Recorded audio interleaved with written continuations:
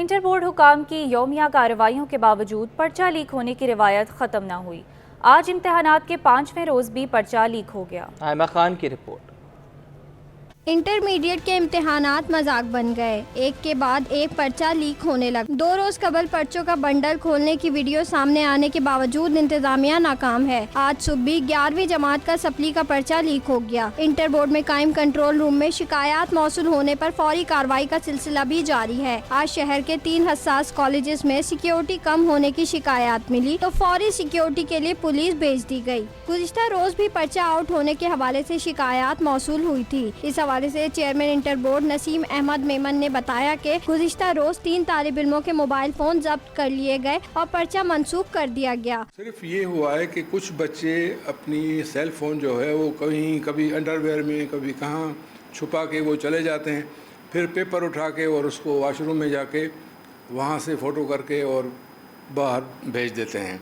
तो कल भी एक इंसिडेंट हुआ था एक कॉलेज में, तो हमने उसको देन एंड देयर पकड़ लिया था, क्योंकि हमने जो वाटर मार्क लगाया है हर पेपर पे, हमने पहले ही बताया था कि जिस भी सेंटर से पेपर लीक होगा हमें पता लग जाएगा। चेयरमैन इंटर बोर्ड का कहना है कि रवां साल इम्तिहानात में पर्चा आउट होने की शिकायत पर 50% काबू पा लिया गया है और आइंदा साल 100% काबू पा लिया जाएगा। कैमरामैन हारिस के साथ आयमा खान, सिटी 21।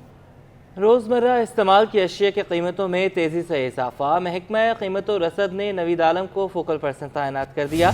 नवीद आलम महकमा कीमत व रसद में सुपरिटेंडेंट तैनात हैं। इस हवाले से मजीद जानते हैं हमारे नुमाइंदे आज़ाद नोहड़ियों से। जी आज़ाद, आगाह कीजिएगा। जी बिल्कुल, हुकूमत के सदर ने 16 ग्रेड के सुपरिटेंडेंट महकमा कीमत व रसद के नवीद आलम उनको बतौर फोकल पर्सन तैनात कर दिया, जिसका महकमा कीमत व रसद ने नोटिफिकेशन भी जारी कर दिया है। नोटिफिकेशन के मुताबिक जो 16 ग्रेड के नवीद आलम है उनको फोकल पर्सन के तौर पर जिम्मेदारी निभाएंगे, जिसमें जुडिशल मजिस्ट्रेट शर्की में बच्चों को गैर कानूनी तौर पर बैरून मुल्क भेजने और स्मगलिंग के केस की समाअत हुई। अदालत ने सारिम बर्नी को 2 रोज़ा जिस्मानी रिमांड पर FIA के हवाले कर दिया। मजीद तफसीलात बताएंगे जवाद आसिफ। जी जवाद। जी बिल्कुल, देखिए, बच्चों को गैर कानूनी तौर पर बैरून मुल्क भेजने और स्मगलिंग का केस है, जिसकी समाअत जुडिशल मजिस्ट्रेट शर्की की अदालत में हुई है। FIA की जानिब से मुलजिम सारिम बर्नी को अदालत में पेश किया गया। तफ्तीशी अफसर की जानिब से मुलजिम का जिस्मानी रिमांड की इस्तदा की गई। तफ्तीशी अफसर ने अदालत को बताया कि मुलजिम से मुतालिक रिकॉर्ड हासिल करना है, जबकि बच्चों के हवाले से भी मजीद तफ्तीश करनी है, इसलिए रिमांड दिया जाए, जिस पर अदालत ने मुलजिम को 2 रोज़ा जिस्मानी रिमांड पर FIA के हवाले करते हुए आइंदा समाअत पर पेशरफ रिपोर्ट भी तलब कर ली है। जबकि दौरान इस समाअत जो है वो सारिम बन्नी के वकला की जानिब से जो है वो जो दरख्वास्त है, जो केस है, वो खारिज करने की दरख्वास्त भी की गई, इस्तदा भी की गई, जिसे अदालत ने मुस्तरद कर दिया है। जबकि सारिम बर्नी ने भी अदालत को बताया कि उनके पास जो बच्चे का केस है उसे तो कोई छोड़ कर गया था, वो उसे अच्छे तरीके से और कानूनी तरीके से अमेरिका जो है वो भेजना चाहते थे। इस हवाले से US एम्बेसी से भी बात हुई थी। जबकि FIA ने अदालत को बताया कि अभी कानूनी तकाज़े भी पूरे करने हैं, जबकि मज़ीद तफ्तीश करना है, इसलिए रिमांड दिया जाए, जिस पर अदालत ने फरीक़ैन के दलाइल सुनने के बाद जो है वो फैसला महफूज किया था और फैसला सुनाया है कि अब 2 दिन बाद यानी हफ्ते के रोज इन्हें अदालत में पेश किया जाएगा और तफ्तीशी अफसर अदालत को मज़ीद तफ्तीश से आगाह करेंगे। जी, जुडिशल मजिस्ट्रेट शर्की की अदालत में मरहूम डॉक्टर आमिर लियाकत हुसैन की वीडियो का केस। यासिर शामी अदालत में पेश हो गए। FIA ने अदालत में अबूरी चालान जमा करवा दिया। अदालत ने मुलजिम की जमानत पर मजीद कार्रवाई 27 जून तक मुलतवी कर दी। जुडिशल मजिस्ट्रेट शर्की की अदालत में मरहूम डॉक्टर आमिर लियाकत की वीडियो का केस। यासिर शामी अदालत में पेश हो गए। FIA ने अदालत में अबूरी चालान जमा करवा दिया। अदालत ने मुलजिम की जमानत पर मजीद कार्रवाई 27 जून तक मुलतवी कर दी।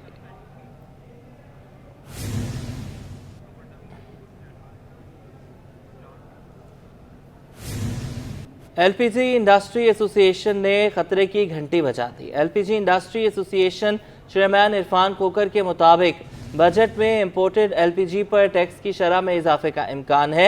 LPG पर GST 8% से बढ़ाकर 18% करने की इत्तला है। LPG इंडस्ट्री एसोसिएशन ने खतरे की घंटी बजा दी है। तफसील जानते हैं नुमाइंदे अशरफ खान से।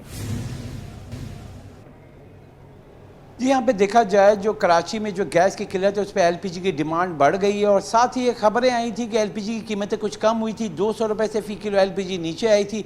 लेकिन अब ये खबरें आ रही हैं, जो एलपीजी इंडस्ट्री एसोसिएशन खतरे की घंटी बजाई है और ये कहा है कि जो बजट में जो है नए माली साल में जो दरामदी एलपीजी है उसकी जो सेल टैक्स है वो 8% से बढ़ा के 18% करने की तजवीज़ है।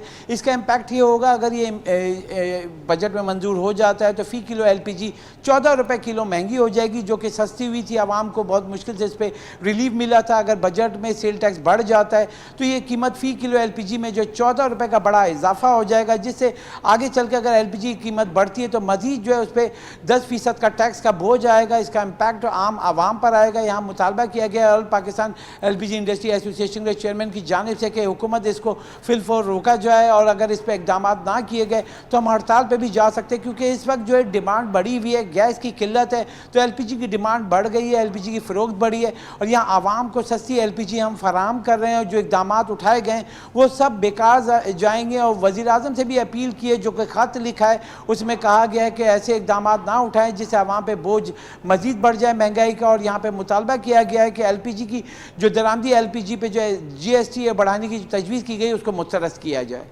बहुत शुक्रिया अशरफ, आपने हमें अपडेट किया। कोरंगी पुलिस मुकाबले में जख्मी मुलजिम का क्रिमिनल रिकॉर्ड हासिल कर लिया गया। एसएसपी कोरंगी के मुताबिक मुकाबले में गिरफ्तार जख्मी मुलजिम इंतहाई खतरनाक और डकैत गिरोह का सरगना निकला।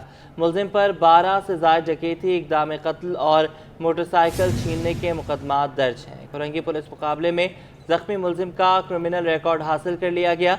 एसएसपी कोरंगी के मुताबिक मुकाबले में गिरफ्तार जख्मी मुलजिम इंतहाई खतरनाक और डकैत गिरोह का सरगना निकला। मुलजिम पर 12 से ज़ायद डकैती और इक़दाम कत्ल और मोटरसाइकिल छीनने के मुकदमात दर्ज हैं।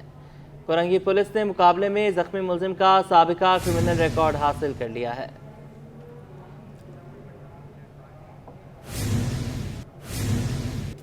पीआईए की खरीदारी के लिए बोली में शामिल कंसोर्शियम के रुकन आरिफ हबीब का हुकूमत से बड़ा मुतालबा सामने आ गया।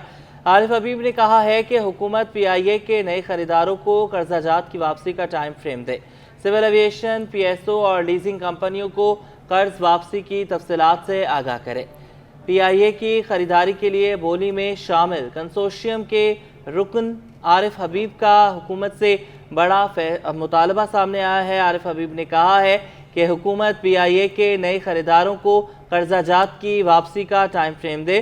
सिविल एविएशन, पीएसओ और लीजिंग कंपनियों को कर्ज वापसी की तफसीलात से आगाह करे। पीआईए की खरीदारी के लिए बोली में शामिल कंसोर्शियम के रुकन आरिफ हबीब का हुकूमत से बड़ा मुतालबा सामने आया है। मज़ीद तफसीलात जानते हैं नुमाइंदे अशरफ खान से। जी अशरफ, अपडेट कीजिए।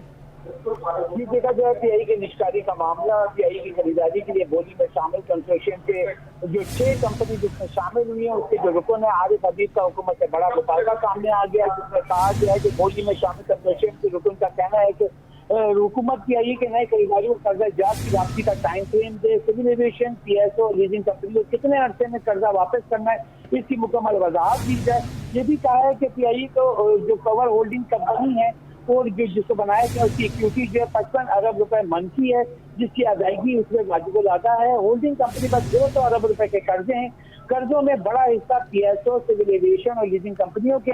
लीजिंग कंपनी का तो कर्जा रीशेड्यूल हो सकता है, लेकिन पीएसओ और सिविल एविएशन के जो नए खरीदार को कब उसके कर्ज वापस करने का टाइम फ्रेम देना होगा, और ये ना हो कि नया सरमायाकार आते ही सिविल एविएशन और पीएसओ सर्विस बंद कर दी जाए, जिससे वो किसी सूरत जो है पीआईए को नहीं चला पाएगा। इसलिए हुकूमत से ये भी कहा है कि हुकूमत को जो पीआईए की जो रूट है उसकी भी वजाहत देना होगी, ताकि क्लियर को कौन कौन से रूट है वो अपने जो है फ्लीट को चला सकेगा। मुलाजमी के साथ जो मुआहदे हुए हैं वो भी बताना होगा। नीलामी की रकम की होल्डिंग कंपनी के सरमाया में शामिल किया जाए, ये तजवीज़ दी है आरिफ हबीब ने, और कहा कि नीलामी की रकम इक्विटी में डालने से कंपनी मुस्तहकम होगी, जिससे शेयर की कीमतों में इजाफा होगा। हुकूमत की जानिब से इन चीज़ों की वजाहत से नीलामी की बोली में बेहतरी आएगी। जी, बहुत शुक्रिया अशरफ, आपने हमें अपडेट किया।